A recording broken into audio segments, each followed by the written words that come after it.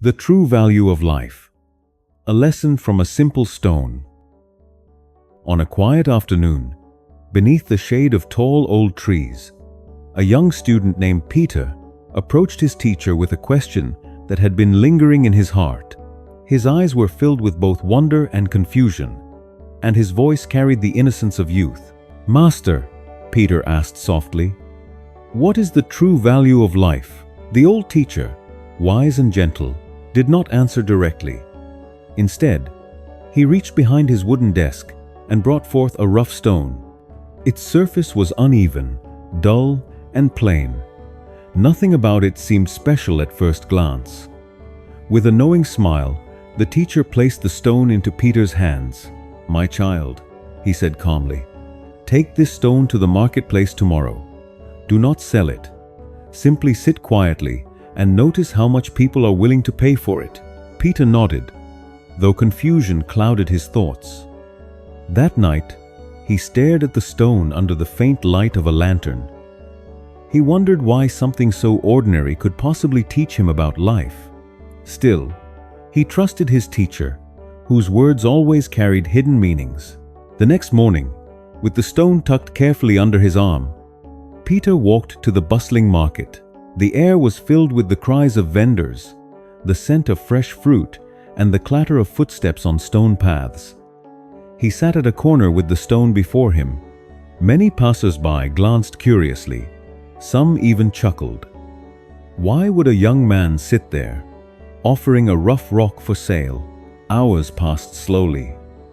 Just as Peter was about to give up, a kind-hearted street vendor approached. Out of sympathy rather than interest, she asked, "Young man, why are you selling this ugly stone? I'll give you 1 coin for it." Peter accepted her words, but remembered his teacher's instruction. He did not sell the stone.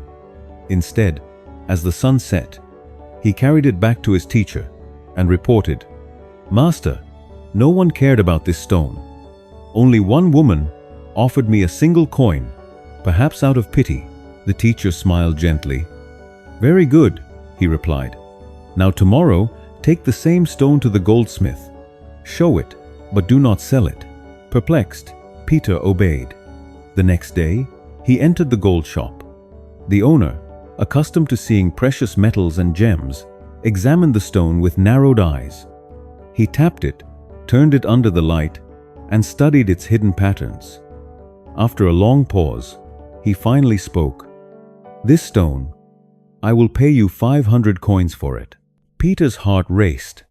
500 coins! He could hardly believe his ears. Bowing politely, he thanked the goldsmith, but refused to sell. With the stone wrapped tightly in cloth, he hurried back to his teacher, bursting with questions. "Master, how can this be?" he exclaimed. "At the market, it was worth only 1 coin, but to the goldsmith, it was worth 500. The teacher chuckled softly. His eyes held the warmth of someone who knew far more than he revealed.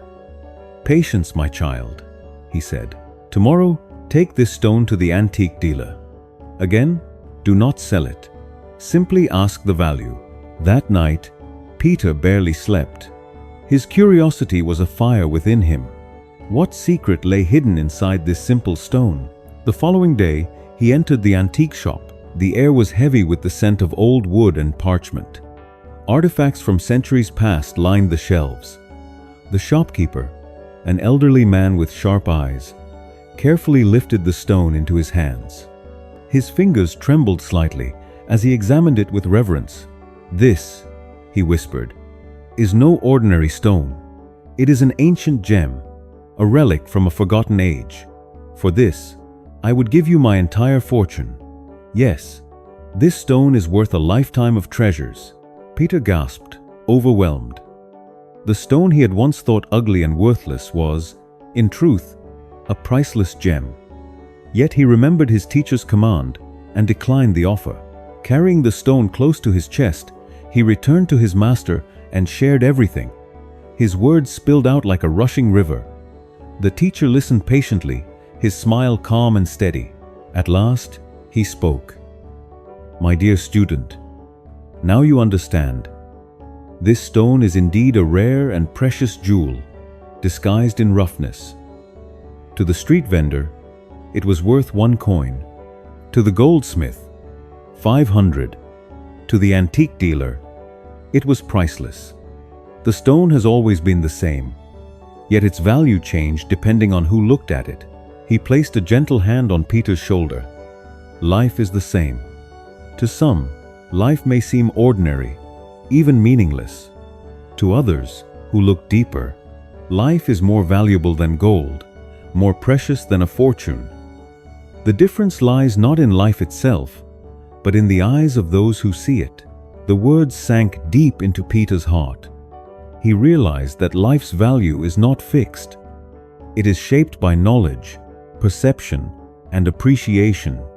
Just as the stone was seen differently by each person, so too is the meaning of life seen differently by each soul.